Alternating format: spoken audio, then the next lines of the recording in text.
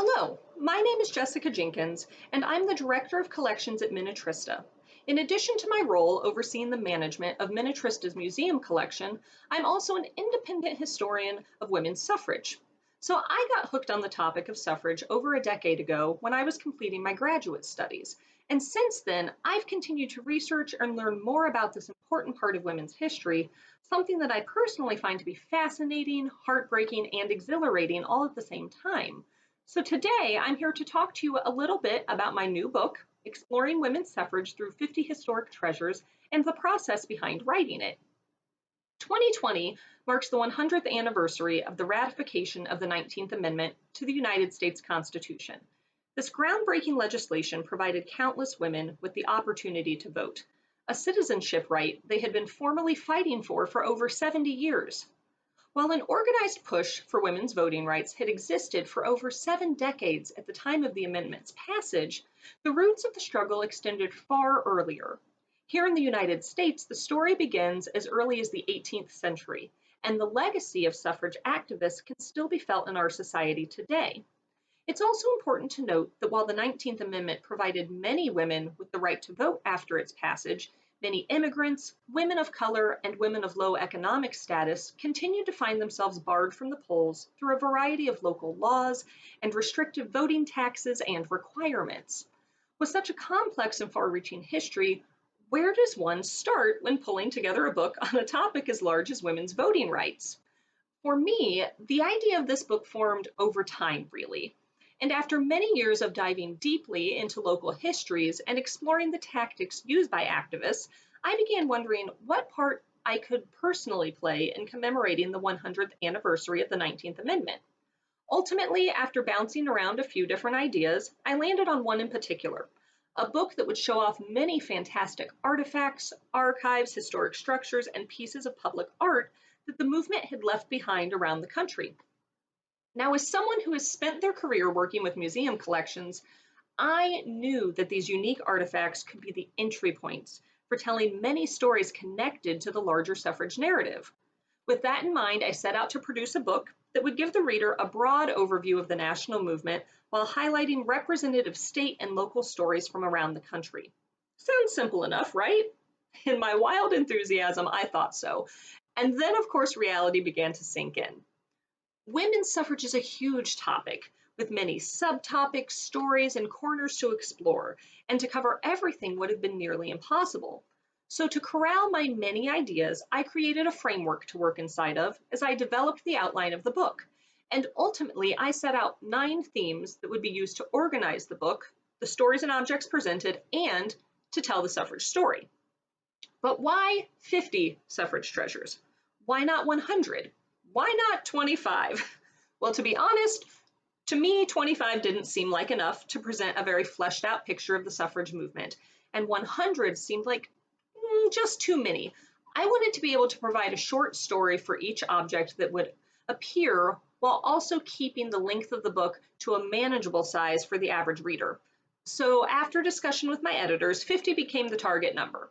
So once that framework was set out and the target number of artifacts selected, the really fun part ensued, identifying the 50 historic treasures that would appear in the book. And as you can imagine, I started out with a much larger list than 50. In fact, I had a very complex spreadsheet with multiple tabs and columns, tracking the many notes I was continually making about many artifacts from various museums, libraries, and historic sites around the country.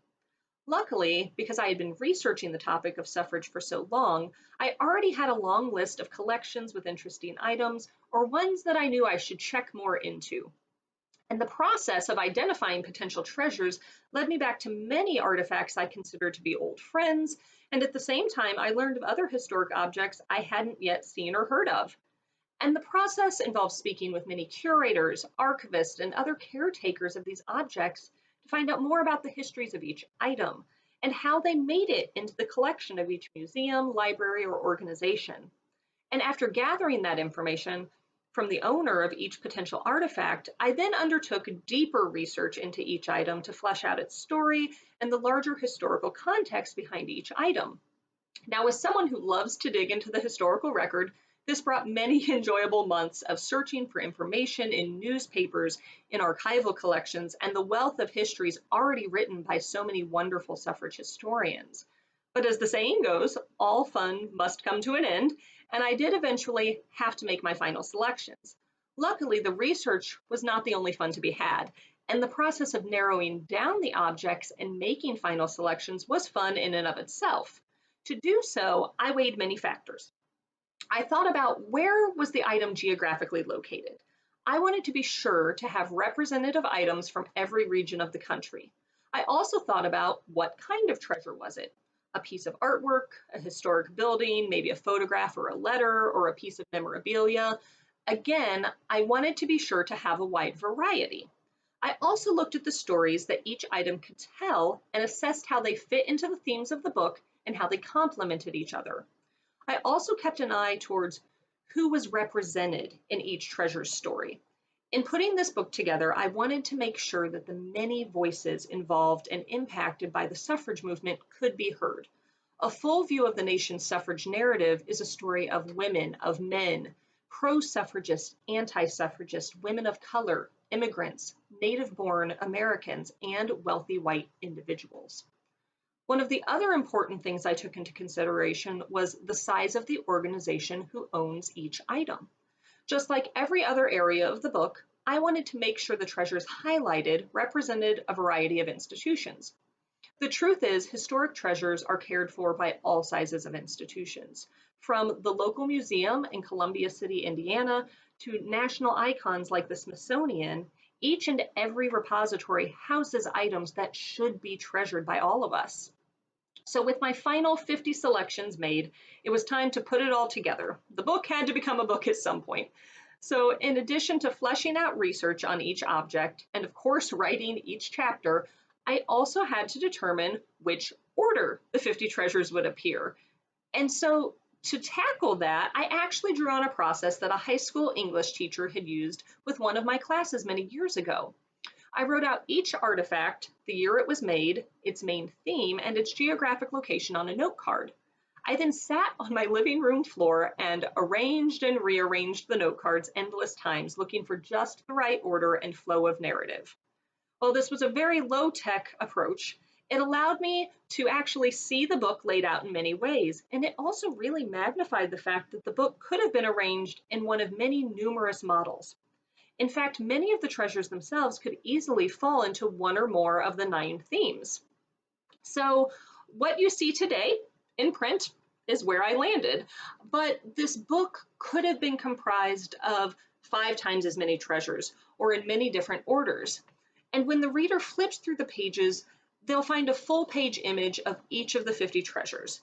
And what follows is a short story that each of those objects can tell. So readers will encounter the table that Elizabeth Cady Stanton drafted the Declaration of Sentiments on prior to the Seneca Falls Convention of 1848. They will also see a Votes for Women sash worn by activists in Georgia. They will see a statue of Sacagawea that tells the story of how suffragists appropriated the identity of an Indigenous woman to help bolster their cause. A popular ceramic figurine brings out the details of the systemic racism that existed within the larger suffrage movement. A letter written by a mother to her son sparks the story of celebration when the ratification of the 19th Amendment took place. And bringing it up to today, a pink knitted hat from the 2017 Women's March demonstrates the ongoing legacy of the women's suffrage movement. So if you're interested in finding out more or seeing the final product, I would of course encourage you to seek out a copy of the book from a library or an area bookseller. I would also encourage you though to look around at the objects in your own life. Just like the globe, the pinback button, the historic house, and other items that appear in this book, the items in your own life will one day tell stories to future generations. And while suffragists of the 19th and early 20th centuries may not have realized that their cookbooks and their quilts would one day be used to document their experiences, they absolutely have. So I think it goes without saying that you never know what objects in your life will become treasures for future historians and the public. Thanks.